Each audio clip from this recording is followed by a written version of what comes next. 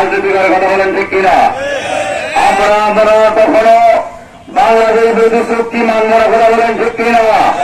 বাংলাদেশের ভিতর দিয়ে ভারতের রেল, শেখ হাসিনা গতকালকে বলেছেন যে রেল বাংলাদেশ থেকে ভারত যাবে। আসলে বাংলাদেশ থেকে ভারত যাবে না, ভারত থেকে বাংলাদেশের মুখের উপর দিয়ে তারা রেল পার করবে কথা বলেন ঠিক কিনা? তিনি বলেছেন যে ট্রানজিট আমরা পাবো, আমরা ট্রানজিট দিয়েছি এবং এখানে আমাদের অর্থ আদায় হবে। আমি বলতে চাই, আপনি যা বুঝলেন ভারতের জন্য এত আপনার বলা নেওয়া হলো, কিন্তু আমাদের দেশের জন্য মায়ানমার এবং আমাদের দেশের জন্য নেপাল এবং ভুটান, আপনারা জানেন পঞ্চগড় থেকে নেপাল মাত্র 28 কিলোমিটার রাস্তা। এই 28 কিলোমিটার রাস্তা বাংলাদেশকে যে ট্রানজিট ভারত দিত, তাহলে কি ভারতের লাভ হইত না? শেখ হাসিনার বক্তব্য অনুযায়ী ভারতের লাভ হইত, কিন্তু ভারত কি তা দিয়েছে? তা ভারত কখনো দেয় নাই।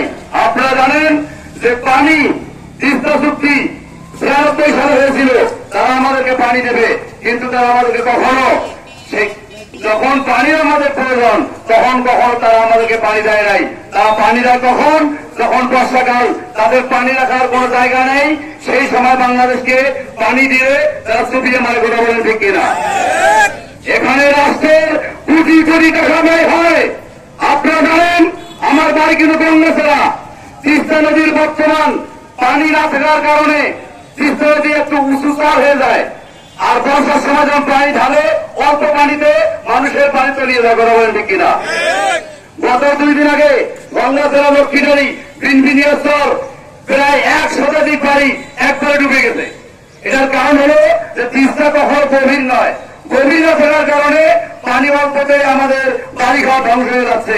এখানে আমাদের হাজার হাজার কোটি টাকা লস হচ্ছে। এই তিস্তা চুক্তি যে শেখ হাসিনা করে যাচ্ছে, 96 সালে যে চুক্তি করে যাচ্ছে, ভারত সরকার কিন্তু আমাদেরকে পানি দেয় নাই।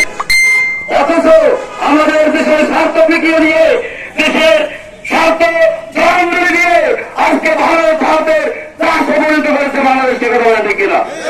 ইমানদার জনতা, দেশপ্রেমিক জনতা, যারা দেশের জমিতে সারা বাংলাদেশে চিত্তময় আন্দোলন গড়ে তুলবে এবং এই আন্দোলনে দেশপ্রেমিক সকল জনগণকে আহ্বান জানাচ্ছি, আপনারা সারা দেবেন কথা বলেন ঠিক কিনা?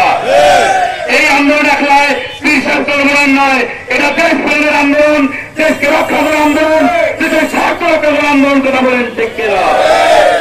সবাইকে ধন্যবাদ জানিয়ে শেষ করছি। আসসালামু আলাইকুম ওয়া রাহমাতুল্লাহি ওয়া বারাকাতুহু।